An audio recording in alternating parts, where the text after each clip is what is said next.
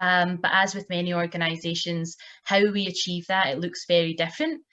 We moved online within 2 weeks of lockdown so that we could continue providing direct human rights support. And in some ways, that's been hugely beneficial. It means that we can now deliver that free 60-minute session to a rural women's group in Northern Ireland, which this time last year funding wouldn't have allowed us to do. So our work with people and their families, those who care about them, we've partnered with 20 different organisations across the UK to provide free direct human rights support to over 700 people. We also have offered open sessions on human rights for anyone who wants to know more about their rights.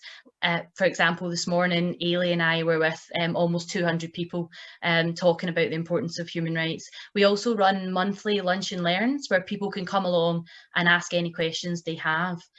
We work with these people, these groups, to support them to know their rights when they're interacting with services. An added complexity this year has been supporting people to also understand the powers within the Coronavirus Act and what that could mean for theirs or their loved ones' care, support, housing, and crucially to make sure that people know that although some rights within the Human Rights Act may sometimes be restricted to protect that person or others from harm, that they can never be taken away, and to support people to challenge decisions which aren't lawful, necessary or proportionate.